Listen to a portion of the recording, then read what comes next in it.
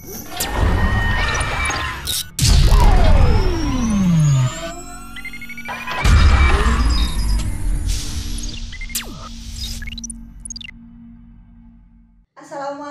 warahmatullahi wabarakatuh. Perkenalkan, nama saya Delia Putri Sari Rahmawati.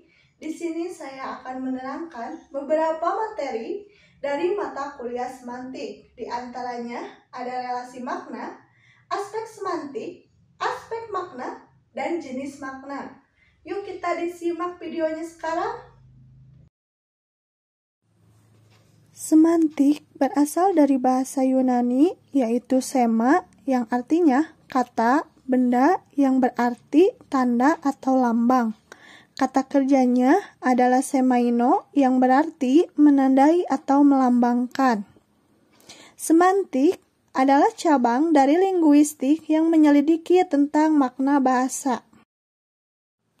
Berdasarkan uraian tentang asal-usul kata semantik, semantik dapat didefinisikan sebagai ilmu makna suatu tanda bahasa.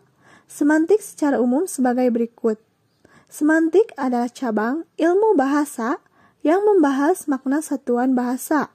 Satuan bahasa itu dapat berupa kata, frasa, klausa, dan kalimat. Semantik bahasa Indonesia adalah cabang ilmu bahasa yang secara khusus membahas makna satuan bahasa Indonesia.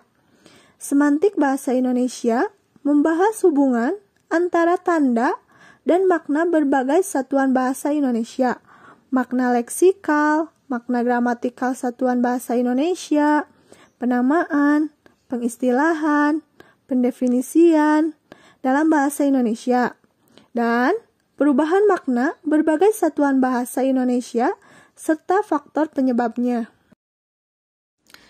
Di sini saya akan memberi contoh kalimat dari semantik. Salah satu contohnya adalah uang sama dengan duit. Pada kata uang dan duit memiliki makna yang sama, namun dapat menunjukkan identitas kelompok yang menggunakannya. Dalam analisis semantik, harus disadari bahwa bahasa adalah bersifat unik dan mempunyai hubungan yang sangat erat dengan budaya masyarakat.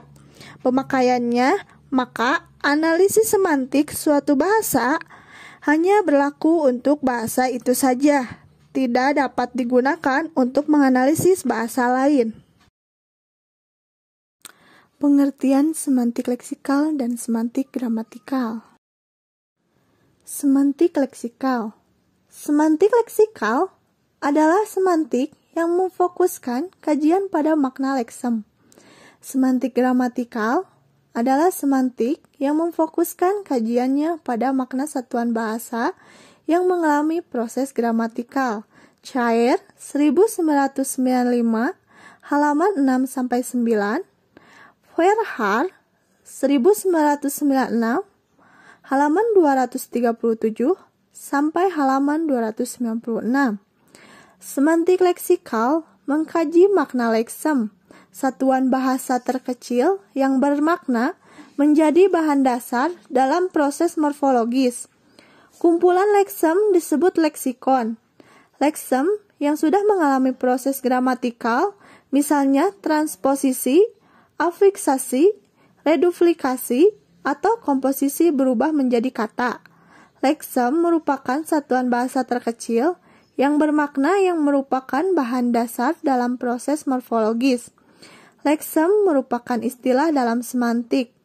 Kata adalah satuan gramatikal terkecil yang bermakna. Semantik gramatikal.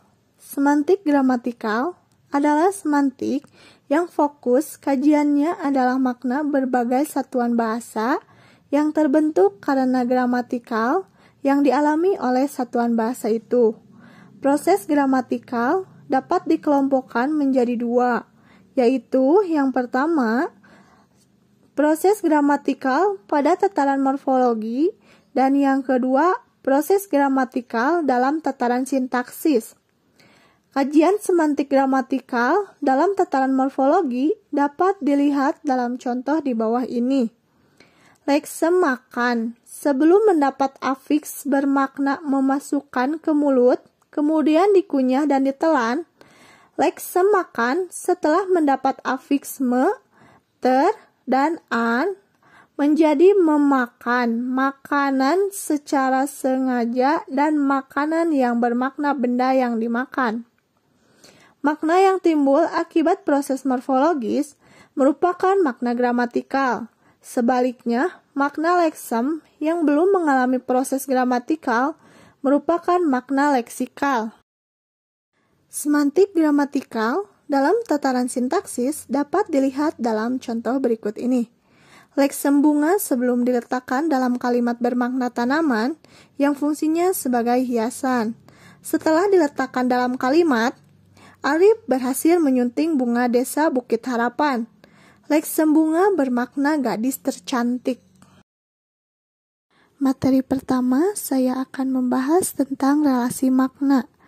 Relasi makna adalah hubungan semantik yang terdapat antara satuan bahasa yang satu dengan satuan bahasa yang lainnya. Satuan bahasa dalam hal ini dapat berupa kata, frase, maupun kalimat, dan relasi semantik itu juga dapat menyatakan kesamaan makna, pertentangan makna, ketercangkupan makna, kegandaan makna, atau juga kelebihan makna. Materi yang kedua, saya akan membahas aspek semantik, tanda, dan lambang.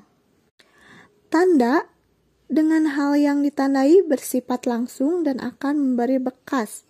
Contohnya, terdengar suara azan atau bunyi beduk dan sebuah masjid menjadi tanda bahwa waktunya sholat telah tiba. Lambang sebenarnya juga adalah tanda. Hanya bedanya, lambang ini tidak memberi tanda secara langsung, melainkan melalui sesuatu yang lain. Contohnya, warna merah pada bendera Sang Merah Putih merupakan lambang keberanian, dan warna putih merupakan lambang kesucian. Materi ketiga, saya akan membahas aspek makna. Yang pertama, ada sense. Apa sih sense itu? Sense juga disebut dengan tema. Contohnya, hari ini hujan, hari ini mendung. Contoh tersebut membahas tema tentang cuaca. Yang kedua ada feeling. Feeling adalah aspek makna perasaan yang berhubungan dengan sikap pembicara dengan situasi pembicaraan. Misalnya ada perasaan sedih, panas, dingin, gembira, dan jengkel. Contoh, turut berduka cita. Leksem tersebut digunakan pada saat sedang sedih atau berduka. Yang kedua, ikut senang hati. Digunakan saat sedang bergembira karena menerima hadiah atau bahagia karena sesuatu. Nah, contoh yang pertama adalah contoh tentang kesedihan dan kedua, contoh tentang kegembiraan. Yang ketiga ada tone. Aspek makna nada adalah sikap pembicara kepada lawan bicara. Contohnya, kereta api dari Jogja sudah datang. Yang kedua, kereta api dari Jogja sudah datang.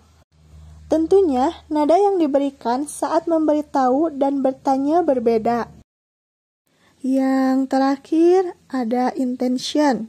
Aspek makna tujuan adalah maksud tertentu, baik disadari maupun tidak, akibat usaha dari peningkatan.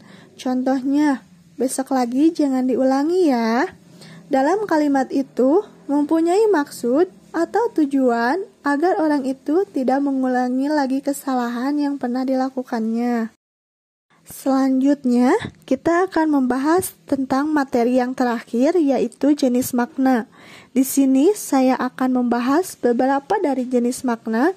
Yang pertama, ada makna gramatikal, makna referensial, makna denotatif dan konotatif, dan yang terakhir adalah makna kolokasi. Yang pertama, ada makna gramatikal.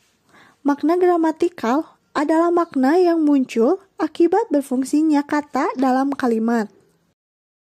Yang kedua, ada makna referensial. Menurut Pateda, tahun 2001, halaman 67, makna yang berlangsung berhubungan dengan acuan yang diamanatkan oleh leksem. Makna referensial mengisyaratkan kepada kita tentang makna yang berlangsung mengacu sesuatu, apakah, benda, gejala, peristiwa, proses, ciri, sifat, dan lain-lain. Yang ketiga, ada makna denotatif dan makna konotatif.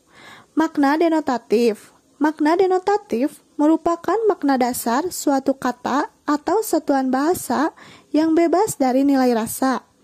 Makna konotatif adalah mempunyai nilai rasa yang bersifat negatif atau positif. Yang terakhir ada makna kolokasi. Makna kolokasi yaitu makna yang berhubungan dengan penggunaan beberapa leksem di dalam lingkungan yang sama. Misalnya sedang membicarakan kata buku, pensil, penghapus, ballpoint, penggaris, dan lain-lain. Sekian video dari saya, semoga dengan adanya video ini bisa lebih membantu memahami materi tentang ruang lingkup semantik. Sekian dari saya, mohon maaf apabila ada kesalahan. Assalamualaikum warahmatullahi wabarakatuh.